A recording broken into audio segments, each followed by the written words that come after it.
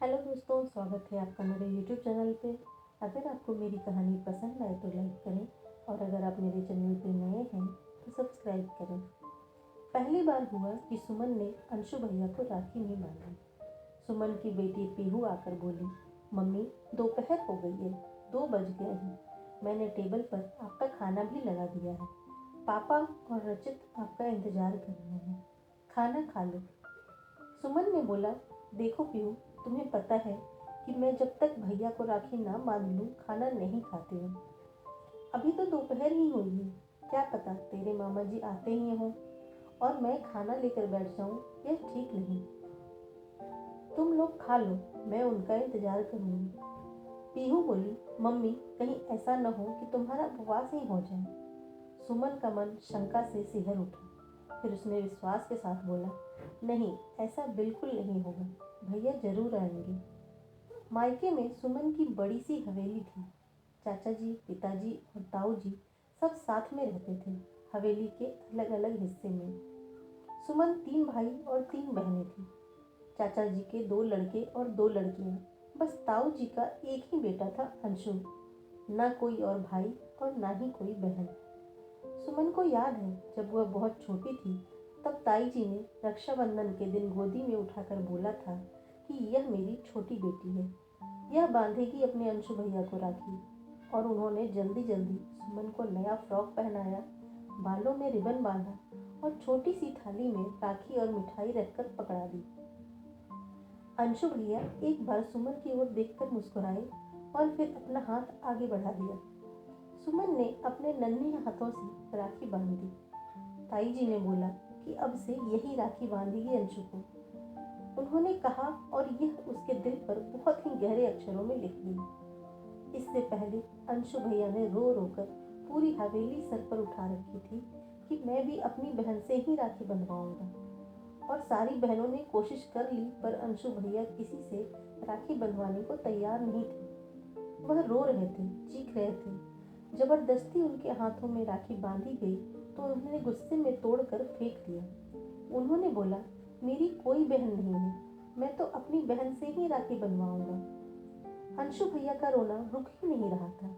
माँ, चाचा जी और ताई जी सब आंगन में खड़े थे। ताई जी की आंखों से आंसू बह रहे थे, अपने लाडले बेटे की जिद पूरी न कर पाने के दुख में। इतने में उन्हें सुमन का ध्यान आया और वह उसे गोदी में उठाकर अंशु के पास ले गई। सुमन तब 3 साल की थी। ताई जी के कहने पर अंशु भैया सुमन से राखी बंधवाने को तैयार हो गई। बच्चों के चेहरे पर मुस्कान आ गई, सबके उदास चेहरे खिल उठे थे। तब से अब तक सुमन ही अंशु भैया को राखी बांधती आई थी। उसका मध्यम वर्गीय परिवार था और फिर घर में 6 बच्चे। पिता की आय भी बहुत अधिक नहीं थी, अतः बच्चों को अधिक नहीं पढ़ा सके। बड़ी बहनों की तो मैट्रिक करते ही शादी कर दी, पर सुमन बीए कर पाई थी, वह भी जिद करके। पिताजी ने बोला था कि चलो पढ़ लेने दो आगे, आजकल के लड़के भी पढ़ी लिखी पत्नी चाहते हैं।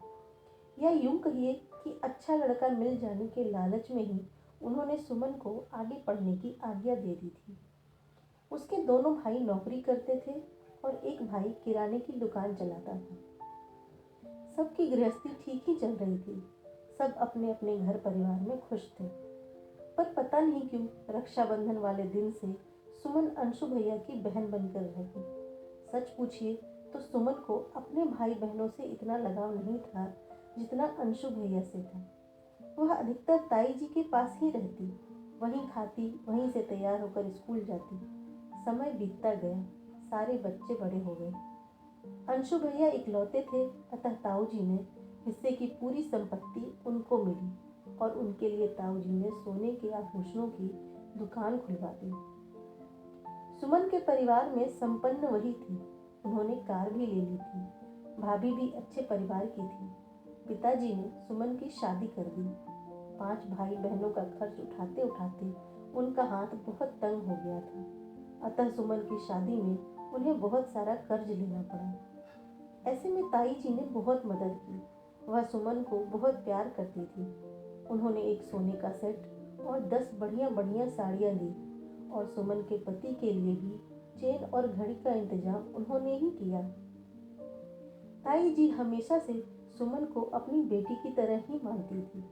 सुमन की शादी के 4 वर्ष बाद ही वह चल बसी। अंशु भैया का स्वभाव कुछ अलग किस्म का था, ना ज़्यादा किसी से मिलना जुलना और ना ही अधिक प्यार मोहब्बत। अब तक तो ताई जी ही सब में प्यार बांटती आई थी और रिश्तों का निर्वाह भी उन्हीं के द्वारा हो रहा था। उनके बाद सुमन ने रिश्ते का पूरा निर्वाह किया। जब भी राखी आती वह दौड़कर मायके जाती और अंशु भैया को राखी बांध कर आती। बचपन से ही इसे वह अपना उत्तरदायित्व तो समझती आई थी कि अंशु भैया का हाथ खाली न रह जाए। जब भी वह जाती भाभी भी अच्छे से मिलती, बात करती और लौटते समय एक सुंदर सी साड़ी देकर उसे विदा करती। वैसे तो सुमन ने कभी ध्यान नहीं दिया कि वह क्या उपहार देती है या नहीं देती है। वह तो बस अपना कर्तव्य निभाई जा रही थी। एक बार सुमन के पति बहुत बीमार हो गए थे और ननद भी आई हुई थी। ऐसे में रक्षाबंधन आया और सुमन जल्दी से जाने के लिए तैयार हो गई। मायके जाने में 6 घंटे लगते थे। सुमन की सास और ननद सबने मना किया कि अगर इस राखी को तुम नहीं जाओगी तो क्या फर्क पड़ जाएगा, अगली राखी चली जाना। यदि इतना ही जरूरी है तो अपने भैया को फोन कर दो, वह आ जाएंगे। पर सुमन का मन नहीं माना। कार तो पास में थी नहीं, आना जाना बस से ही पड़ता था। राखी के एक दिन पहले गई और अगले दिन दोपहर तक लौट आई। कहा तो किसी ने कुछ नहीं, पर सुमन को मालूम था कि सबको बहुत बुरा लगा था। बच्चे भी बड़े हो गए, रचित 15 साल का और पीहू 18 की। पर पता नहीं इस साल बच्चों को क्या जिद चढ़ी कि वो भाई बहन के रिश्ते का इम्तिहान लेने पर उतारू हो गए। और तो और उनके पापा भी इसमें उनके साथ मिल गए। जब रक्षाबंधन के एक दिन पहले सुमन जाने की तैयारी करने लगी तो तीनों ही अड़ गए कि आज आप वहाँ नहीं जाओगे। इस बार अंशु मामा को ही आने दो राखी बंधवाने के लिए। क्या राखी का महत्व सिर्फ आपके लिए है, उनके लिए नहीं? और तीनों ने ही सुमन से शर्त भी लगा ली कि देखना आपके अंशु भैया नहीं होंगे। अब तक अंशु भैया एक बार भी सुमन के ससुराल नहीं आए थे, अतः सबका कहना था कि यह आपका एक तरफा रिश्ता है जिसे सिर्फ आप ही निभाई जा रही है। उन्होंने सुमन से भैया को फोन करवाया। फोन भाभी ने उठाया और उनसे कहना पड़ा कि भाभी मैं बीमार हूँ, इस बार राखी बांधने नहीं आ सकूंगी, आप और अंशु भैया कल आ जाइए। भाभी ने सुमन की बीमारी के बारे में पूछा और फिर कहा, ठीक है, मैं पक्का तो नहीं कह सकती, फिर भी हम कोशिश जरूर करेंगे। सुमन का मन तो कह रहा था कि अंशु भैया जरूर आएंगे, पर सारा घर अड़ा हुआ था। पति ने तो यहाँ तक कह दिया कि तुम्हें बुरा लगता है इसलिए मैंने तुम्हें आज तक नहीं कहा, पर मुझे लगता है कि तुम सिर्फ अकेले ही इस रिश्ते का बोझ लिए चली जा रही हो। इस बार इस बात की परीक्षा हो ही जाएगी कि यह रिश्ता सिर्फ तुम्हारी वजह से ही है या अंशु भैया भी इसे मानते हैं। सुबह से सुमन ने काफी सारी तैयारी की। शाम के 4 बज गए, लेकिन अभी तक भैया का कोई अता पता नहीं था। सुमन का मन धीरे धीरे बैठता जा रहा था। एक बेचैनी सी मन में हो रही थी और उसे लग रहा था कि क्या मैं ही अब तक यह एक तरफा रिश्ता निभाई जा रही हूँ। कहीं भैया और भाभी यह न समझते हो कि मैं उनसे कुछ लेने के उद्देश्य से ही उनको राखी बांधने जाती हूँ। अगर ऐसा है तो मेरे लिए इससे बढ़कर शर्म की बात और क्या होगी। अच्छा ही है, आज इस बात का पता चल ही जाना चाहिए। 5 बज गए थे। सुमन की निगाह बार बार घड़ी की ओर उठ रही थी। सच पूछिए तो उसने भी आशा छोड़ दी थी। उसे लगा था कि अब भैया नहीं आने वाले। जैसे ही 6 बजे सुमन का धैर्य जवाब दे दिया। पीहू उसके सामने थी और उसने उसे कह दिया कि मेरा खाना लगा दे।